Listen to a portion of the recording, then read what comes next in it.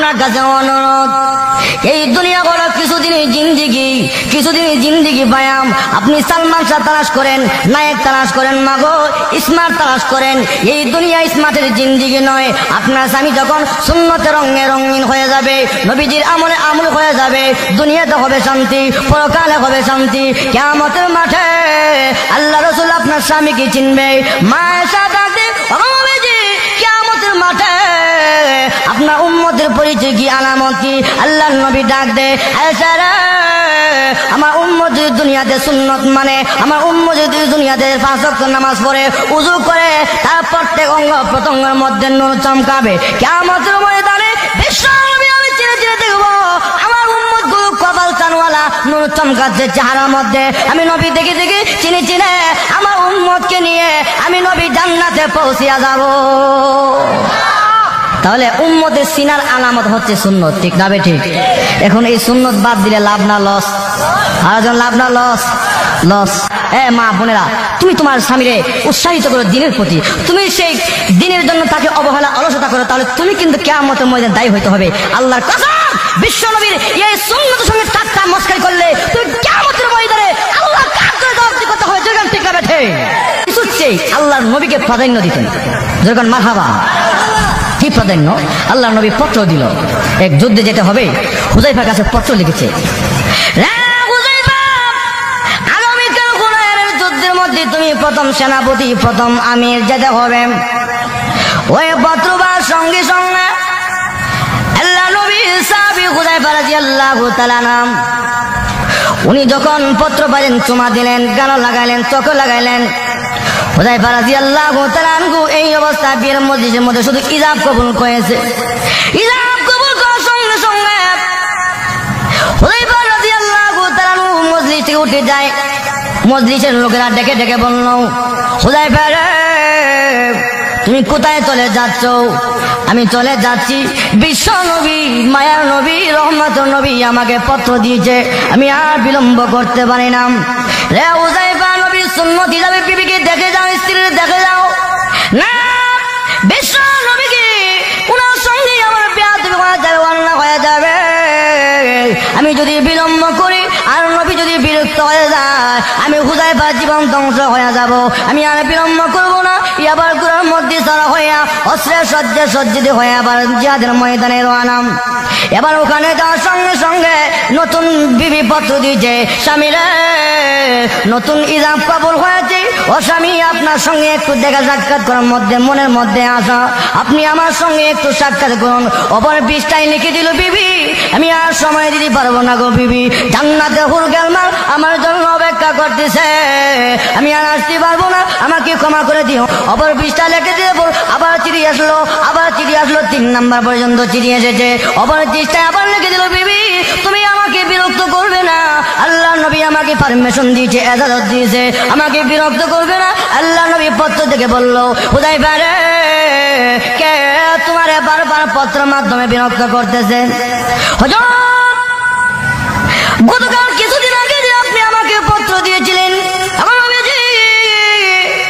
আমি হুযায়ফার ইজাব কবুল হয়েছিল গো নবীজি, যার কারণে আমি হুযায়ফা ইজাব কবুল করার সঙ্গে সঙ্গে আমি যুদ্ধের ময়দানে চলে আসলাম। ইয়া রাসূলুল্লাহ, ইয়া হাবিবাল্লাহ, গো নবীজি এই জন্য পত্র পাওয়ার সঙ্গে সঙ্গে আর বিলম্ব করে নাই, দেরি করে নাই। আল্লাহ নবী ডাক দিয়ে, হুযায়ফা রে, নবী পারমিশন দিলাম, অনুমতি দিলাম, যাই এই মুহূর্তে তোমার বিবির সঙ্গে তুমি সাক্ষাৎ করে আসো। এবার যুদ্ধের গুড়া নিয়ে শ্বশুর বাড়ির সামনে ডেকে ডেকে বলল, বিবি রে কি বলার বল। এবার বাড়ি কিনা দাঁড়িয়ে দাঁড়িয়ে বলল, স্বামী আমরা জানি মুজাহিদরা যুদ্ধে যাওয়ার আগ মুহূর্তে দোয়া করলে দোয়া কবুল হয়, আমি শুধু দোয়া করব, আপনি শুধু আমিন বলবেন। উনি বলল, প্রয়োজন হলে আমি আমিন বলবো। এবার স্ত্রী দোয়া করলো, প্রভু গো, নতুন বিয়ে হয়েছে, দেখা সাক্ষাৎ হয় নাই, আল্লাহ যুদ্ধের ময়দান থেকে আমার স্বামীর ফেরত এনেও। এই দোয়া করার সঙ্গে সঙ্গে হাত ছেড়ে দিয়ে এই অবস্থা, কাল্লা বিবিরা দিনের পথে বাধা দিস না, আমার বিরক্ত বোধ করিস না, আর বিলম্ব করিস না, আমাকে যেতে দে।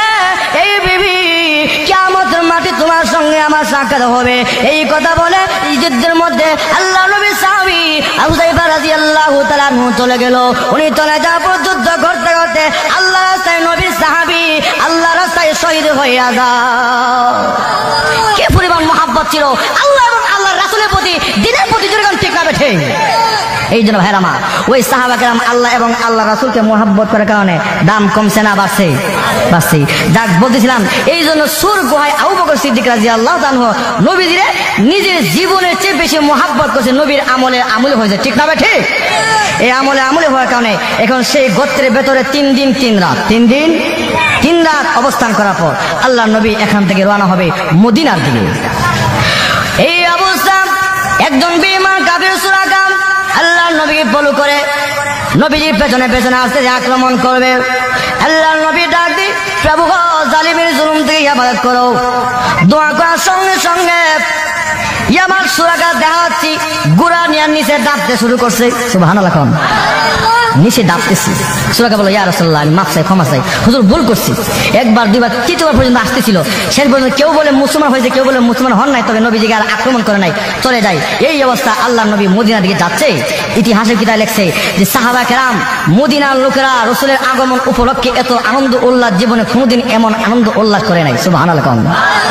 প্রত্যেক দিন মদিনার বর্ডারে এসে সকলে দাঁড়িয়ে থাকি কোন দিন বিশ্ব নবী আসবে, মদিনা ধন্য হবে। সুবহানাল্লাহ। আল্লাহ নবী মদিনা অবস্থান করার সঙ্গে সঙ্গে মদিনার ঘর থেকে আওয়াজ আসলো, হালুম্মা ইয়া রাসূলুল্লাহ, হালুম্মা ইয়া রাসূলুল্লাহ। ওগো নবীজি, আমার ঘরে আসেন, আমার ঘরে আসেন। আল্লাহ নবী ডাক দেয়, এ মদিনার লোকেরা, আমি নবী কার ঘরে যাব? এক ঘরে গেলে অন্য ঘর মলিন হবে। এই জন্য তোমরা এক কাজ করো, আল্লাহ হুকুমে আমি যাব, তোমরা মন ঘাবড়াবে না। মদিনার ছেলেমেয়েরা এত আনন্দ উল্লাস। আল্লাহ নবীর মনে আঘাত ছিল, কি আঘাত? বিশ্ব নবীর জন্মস্থান ছেড়ে দিয়া, খানা কাবা ছেড়ে দিয়া আল্লাহ নবী মদিনা আসলো। মদিনার ছেলেমেয়েরা নবীজিকে দেখে এত আনন্দ উল্লাস। আল্লাহ নবী চোখের পানি ফেলে দিয়ে কাঁদলে, মদিনার ছেলেরা রে, মদিনার মেয়েরা, তোরা আমার জন্য আজকে পাগল। আমি নবী যখন মক্কার ঘরে ঘরে কালেমার দাওয়াত দিতাম, আমি নবীর পাথর দেওয়ার দিল মারত, আমি নবীর আঘাত করতো। মদিনার ছেলেরা না মক্কা বেঈমান কাফেরদের মতো আমি নবীর সঙ্গে গাদ্দারি করে প্রতারণা করবে। সকলেই ডাক দিয়ে, ইয়া রাসূলুল্লাহ, না গো নবীজি, আমরা মক্কার ছেলে নয়, মদিনার ছেলে। আমরা ওয়াদা দিলাম গো, জীবনে কোনোদিন আপনি নবীর সঙ্গে আমরা কোনোদিন বেয়াদবি করব না।